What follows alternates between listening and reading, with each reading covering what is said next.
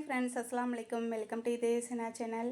இப்போ வந்து பார்த்தீங்கன்னா, மாங்காய் வந்து சீசனாக இருக்குது. இன்னும் கொஞ்சம் நாளில் போனாக்கா மாங்காய் சீசன் முடிஞ்சிடும். அதனால் சொல்லிட்டு மாங்காயை வந்து இது மாதிரி பெரிய பெரிய பீஸாக கட் பண்ணி எடுத்துக்கலாம். கல்லாமணி மாங்காய் தான் இதுக்கு வந்து நல்லாயிருக்கும். அதனால் கல்லாமணி மாங்காய் வந்து 2 கிலோவே 50 ரூபான்னு கிடச்சிருது.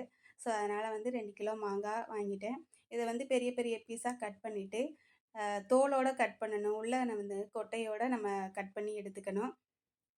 கட் பண்ணிவிட்டு நடுவில் உள்ள விதைகள்லாம் நீக்கிட்டு அதை வந்து சுத்தமாக கழுவி எடுத்துட்டு அதுக்கப்புறம் பார்த்தீங்கன்னா உப்பு போட்டு நல்லா கொஞ்சம் நிறைய உப்பு சேர்த்துக்கணும். அப்போ தான் ரொம்ப நாள் கெட்டு போகாமல் இருக்கும். எவ்வளோ நாள்னாலும் கெட்டு போகாமல் இருக்கும். உப்பு அதிகமாக சேர்க்குறதுனால ரொம்ப நாளைக்கு கெட்டு போகாமல் அப்படியே இருக்கும். இப்போ உப்பை சேர்த்துட்டு நல்லா ஒன்றா மிக்ஸ் பண்ணி விட்டுக்கலாம்.